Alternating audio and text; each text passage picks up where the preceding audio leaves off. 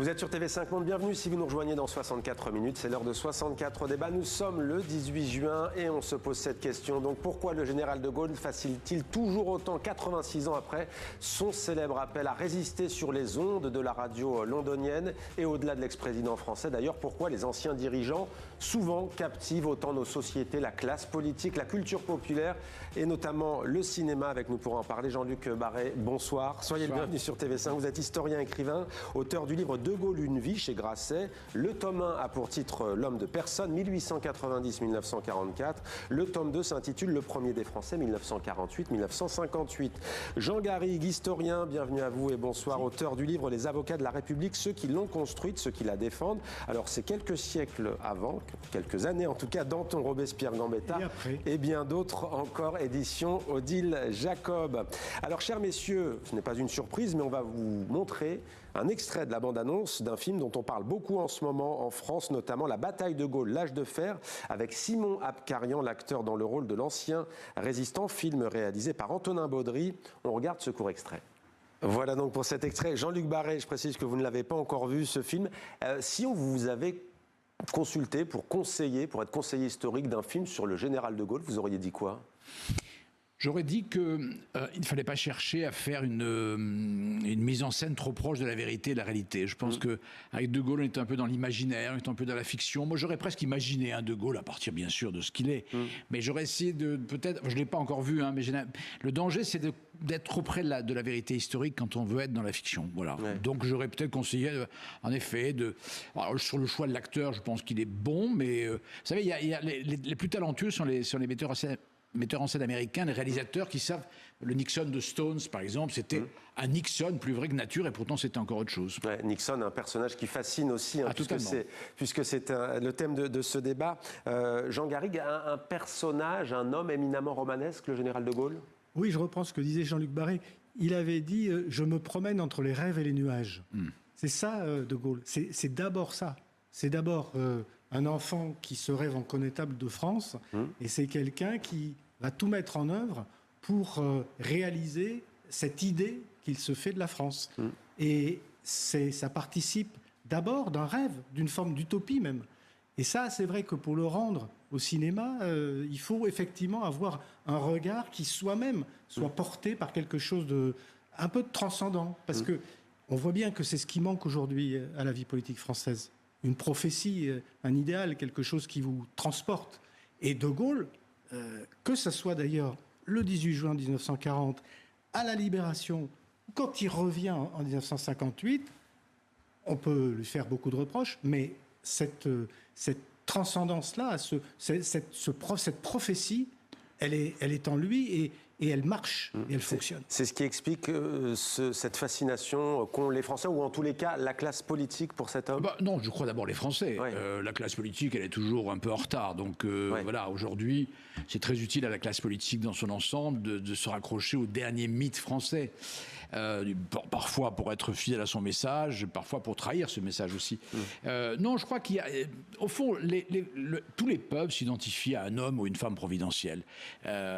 Tous les peuples, et notamment le nôtre, qui a été construit aussi par des grandes figures, Jeanne d'Arc, Richelieu, Napoléon, Clémenceau, De Gaulle.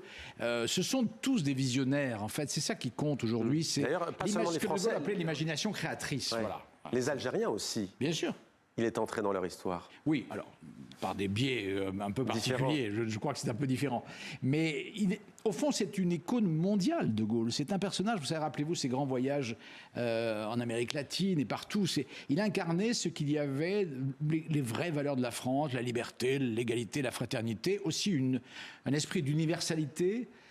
C'est un homme qui n'était pas un nationaliste, n'était pas replié derrière les frontières, il était européen, il était bien sûr attaché à la nation française, à ce qu'elle était, mais aussi il s'intéressait à ce que d'autres peuples pouvaient vivre, le Cambodge, le Québec, etc.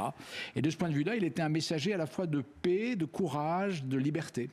Sur le Québec, il y avait notamment sa fameuse phrase au Québec. Vive le Québec libre. Vive le Québec libre, qui avait beaucoup fait parler. Je vous ai compris, j'évoquais évidemment l'Algérie. Jean Garrigue, tout de même, c'est vrai que d'abord les Français, mais la classe classe politique, disons-le, alors certes pas pour les mêmes raisons, mais tous les partis politiques, alors parfois il y a des nuances, Marine Le Pen disait un jour je ne suis pas gaulliste, je suis gaullienne, mais pourquoi tous les partis politiques aujourd'hui veulent se l'approprier? Vous parliez de transcendance, mais au-delà de ça. C'est une évidence. C'est le héros par excellence. Moi, j'ai publié il y a quelques années un livre qui s'appelle La fascination du sauveur. Donc, l'homme providentiel, c'est une mythologie qui est essentielle à notre histoire. Elle est consubstantielle à notre histoire. Et c'est vrai que après De Gaulle, on n'a plus connu une figure de ce type. Donc, dans une démocratie en crise, c'est d'ailleurs une crise qui dépasse la politique, c'est une crise culturelle, identitaire. Dans un moment comme le nôtre, forcément, on va se raccrocher à ce qui a été le plus grand, et le plus grand au XXe siècle en tout cas, et sans doute dans toute notre histoire, peut-être avec Napoléon, c'est le général de Gaulle. Donc forcément, est-ce que c'est comparable si on prend Churchill pour rester sur la même période? Est-ce que c'est comparable? Est-ce que de Gaulle est au Français, au peuple français? Est-ce que Churchill est au peuple britannique? Oui, c'est d'autant plus comparable qu'ils ont en commun d'avoir incarné une volonté de résistance au nazisme et au fascisme. Dans un pays où c'était pas du tout acquis, puisque Churchill a dû convaincre et lutter contre disons une majorité, en tout cas politique, parlementaire, qui aurait préféré une paix blanche avec Hitler que de continuer la lutte. Mais est-ce qu'il fascine autant les Britanniques que De Gaulle fascine les Français? Je crois, en tout cas, c'est une très grande figure, parce qu'il est l'homme de la victoire, il est l'homme d'une forme de résistance. Là aussi, il n'y a pas eu, après Churchill, il y a eu Elisabeth II, d'une certaine manière, mais c'est encore autre chose. Mais une grande figure historique, c'est... Vous parlez du fait que la classe politique se réfère à lui, je veux dire simplement d'un mot, que pour moi, il y a beaucoup d'abus de mémoire et derrière tout cela, parce que... Il y a beaucoup d'accommodations. Mais que le RN, que l'extrême droite puisse aujourd'hui se réclamer de près ou de loin de Gaulle, ça relève de l'imposture, à l'évidence, en tout cas du point de vue historique. Pourquoi la tentative d'assassinat, notamment du petit Clamart Écoutez, il se trouve quand même que l'homme qui a organisé la tentative d'attentat, qui a failli réussir, des repassages, Bastien Thierry, était extrêmement proche de Jean-Marie Le Pen, lequel a essayé de le faire évader de la prison où il était enfermé. On ne peut pas dire qu'il n'y ait pas une forme de complicité. Non, mais de Jean-Marie Le Pen, hein, vous avez dit Jean-Marie Le Pen, oui. Je crois que vous avez Marine Le Pen. Non, Jean-Marie Le Pen. Jean-Marie Le Pen. Marine Le Pen, Jean-Marie Le Pen. Bon, j'ai mal entendu. Non, Jean-Marie Le Pen. Non, il n'y est pour rien. Mais simplement, ce que je veux dire, c'est que cette famille-là a une histoire, un héritage.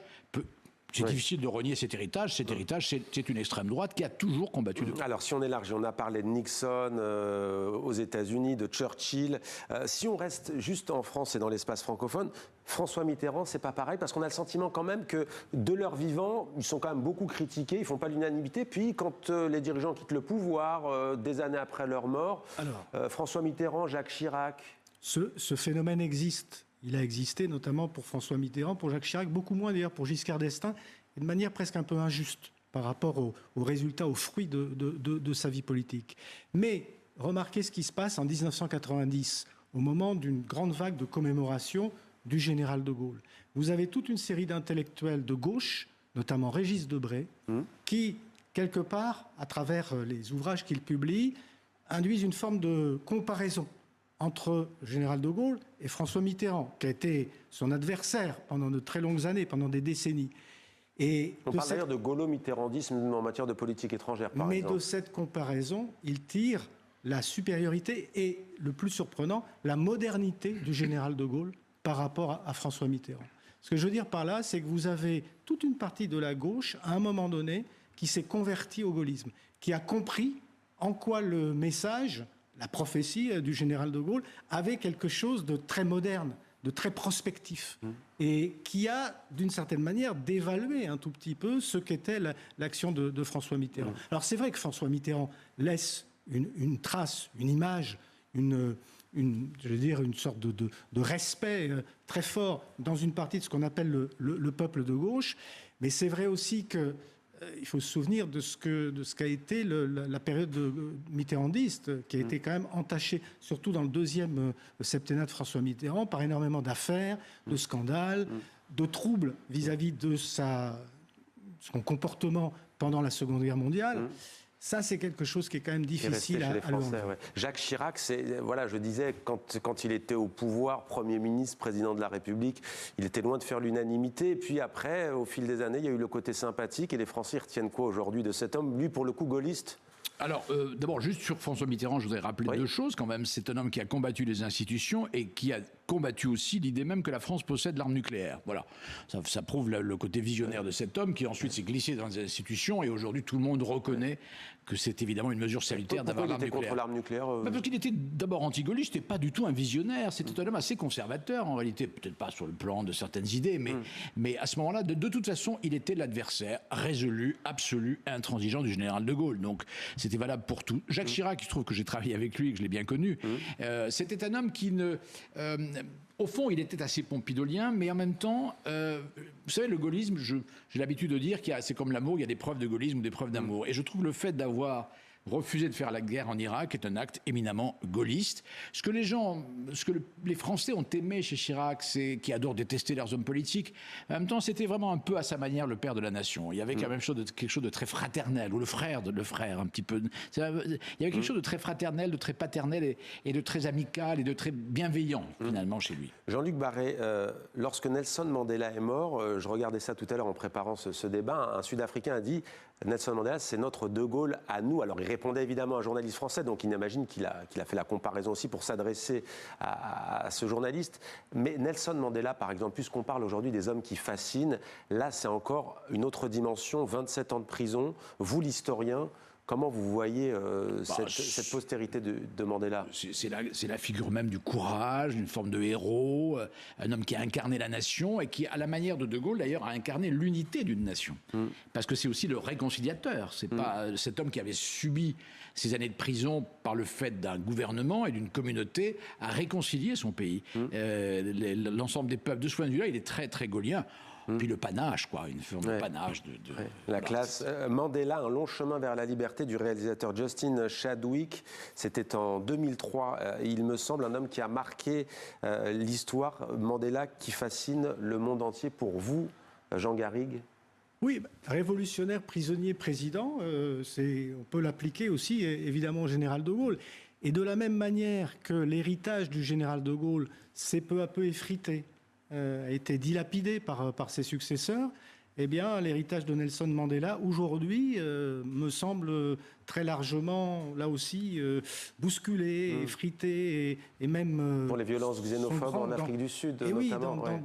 En tout cas, c'est ce fervent d'unité qu'ils ont l'un et l'autre mis en place, ce rassemblement des Français ou des Sud-Africains, c'est complètement perdu après eux. C'est un paradoxe quand même ce qu'on dit, parce qu'on pourrait faire la même comparaison avec la France. On parle de fascination, mais en même temps, c'est bien beau de revendiquer un héritage, mais est-ce qu'on l'applique vraiment en fait ?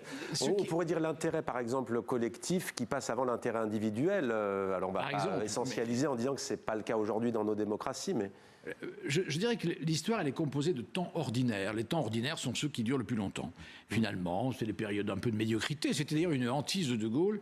La médiocrité était une hantise chez lui, d'être obligé de subir cette médiocrité alors qu'il avait connu des époques héroïques. Ce qui est exceptionnel, c'est ces moments-là où un grand homme ou une grande femme apparaît et incarne, au-delà des différences, au-delà des catégories, l'âme d'une nation, l'âme d'un peuple. Mais ce n'est pas quelque chose de fréquent. Ce qui est fréquent, c'est ce que nous vivons aujourd'hui. Vous avez dit une grande femme, messieurs, c'est vrai qu'on n'en parle pas ce soir. Et les grandes femmes dans l'histoire, alors Jeanne d'Arc, j'en ai parlé tout à l'heure. Jeanne d'Arc, oui. Mais Jeanne d'Arc, c'est notre premier homme providentiel, Jeanne d'Arc. Oui, bien sûr. Qui était, et d'ailleurs, auquel se sont référés, par exemple, Ségolène Royal lors de la campagne 2007 et Emmanuel Macron, qui lance sa campagne en 2016 lors des fêtes joanniques d'Orléans et qui se compare explicitement, quasi explicitement, à Jeanne d'Arc. Donc, nous avons aussi cette femme que d'ailleurs les républicains du 19e siècle, Michelet et les autres, intégraient à leur panthéon républicain, alors que c'est une héroïne chrétienne, eh bien, elle est la première. Ouais, alors, il faut lire votre livre pour bien comprendre ce qu'ils ont apporté à la République, mais Danton, Robespierre, Gambetta, pour ne citer que Léon Blum également, notamment. Est-ce qu'ils font partie du débat qu'on a ce soir ? Ils sont entrés dans l'histoire, certes, mais est-ce qu'ils fascinent ? Ou est-ce que ça s'érode avec le temps qui passe ? Non, il faut bien reconnaître que si grand soit Gambetta... Ouais. Il y a eu des biopics. Gambetta, qui pour moi est un grand parmi les grands, mais si grand soit-il, ça veut dire que sa mémoire s'est érodée. Le temps a fait son œuvre, et puis aussi, la nature des systèmes politiques. Je veux dire que le système de Gambetta, c'est un régime parlementaire qui repousse la personnalisation. Avec De Gaulle, on a une incarnation de la République, et c'est ce qui fait précisément sa postérité. Eh bien voilà, la boucle est bouclée. Merci beaucoup Jean Garrigue d'être venu sur notre plateau. Également, merci beaucoup Jean-Luc Barré, à tous les deux. On aura l'occasion évidemment de vous entendre à nouveau sur TV5 Monde sur tous ces sujets de l'histoire avec un grand H.